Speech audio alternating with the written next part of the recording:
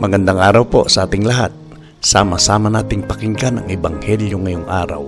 Naway magbigay ito ng liwanag at pag-asa sa ating buhay. Ang mabuting balita ng Panginoon ayon kay San Marcos. Noong panahong yun, muling nagturo si Jesus sa tabi ng lawa ng Galilea. Pinagkalipun-punan siya ng napakaraming tao, kaya't lumulan siya sa isang bangkang nasa tubig at doon naupo. Ang karamihan na may nasa dalampasigan, nasa gilid na ng tubig, at sila'y tinuruan niya ng napakaraming bagay sa pamamagitan ng talinghaga. Ganito ang sabi niya, pakinggan ninyo. May isang magsasaka na lumabas upang maghasik. Sa kanyang paghasik ay may binhing nalaglag sa daan. Dumating ang mga ibon at tinuka ang mga iyon. May binhi namang nalaglag sa kabatuhan. Agad sumibol ang mga iyon, sapagkat manipis lamang ang lupa doon. Ngunit nang tumindi ang sikat ng araw, nalanta at natuyo ang mga binhing tumubo. Palibhas ay walang gaanong ugat. May binhi namang nalaglag sa dawagan.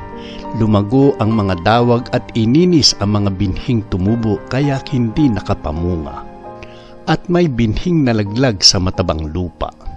At ito'y tumubo, lumago at nag-uhay na mainam. May uhay na tig-30, tig-60 at tig-100 ang butil. Sinabi pa ni Jesus, ang may pandinig ay makinig. Nang nag-iisa na si Jesus, ang ilang nakarinig sa kanya ay lumapit na kasama ang 12 at hiniling na ipaliwanag ang talinghaga. Sinabi niya, sa inyo ipinagkaloob na malaman ang lihim tungkol sa paghahari ng Diyos, ngunit sa iba, ang lahat ng bagay ay itinuturo sa pamamagitan ng talinghaga. Kaya nga't tumingin man sila ng tumingin ay hindi sila makakita. At makinig man sila na makinig ay hindi makaunawa. Kundi gayon, marahil sila'y magbabalik loob sa Diyos at patatawarin naman niya. Pagkatapos, tinanong sila ni Jesus, hindi pa ba ninyo naunawaan ang talinghagang ito? Paano ninyo maunawaan ang ibang talinghaga? Ang inihahasik ay ang salita ng Diyos. Ito ang mga nasa daan na nahasikan ng salita. Pagkatapos nilang mapakinggan ito, pagdakay dumating si Satanas at inalis ang salitang napahasik sa kanilang puso. Ang iba'y tulad naman ng napahasik sa kanilang puso. Ang iba nama'y tulad ng napahasik sa kabatuhan. Pagkarinig nila ng salita, ito'y agad nilang tinanggap na may galak, ngunit hindi naman ito tumitimo sa kanilang puso, kaya't hindi sila nananatili. Pagdating ng kahirapan o pag-uusig dahil sa salita, agad silang nalalamig. Ang iba'y tulad ng napasik sa dawagan. Dinidinig nga nila ang salita, ngunit sila'y naging abala sa mga bagay ukol sa mundong ito.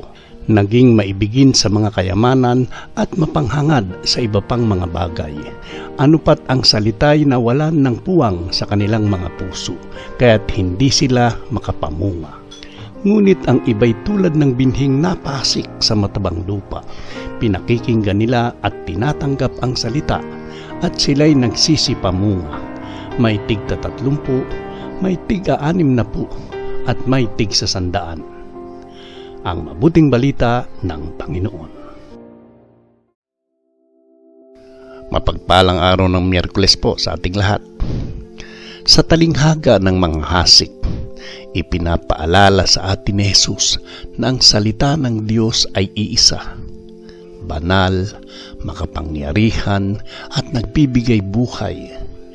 Ngunit ang puso ng tao ang nagkakaiba. May pusong tulad ng daan, sarado, abala, at madaling maagaw ng kaaway ang salita.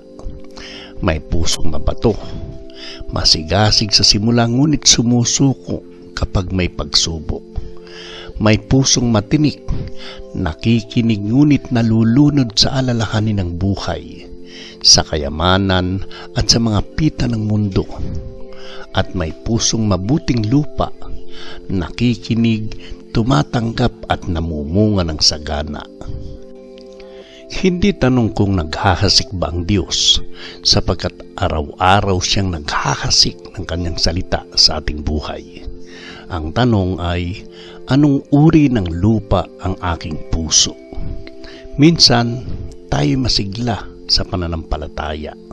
Ngunit kapag may hirap, tayo'y nanlalamig.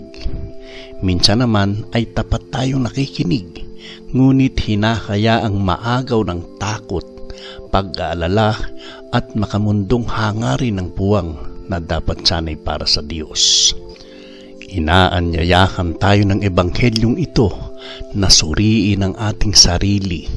Huwag lamang tayong makinig, kundi magnilay, magsisi at magpabago. Ang pusong handang linisin, bungkalin at alagaan ay ang pusong handang mamunga. Hindi para sa sarili lamang, kundi para sa kapwa at sa kaluwalhatian ng Diyos. Manalangin tayo.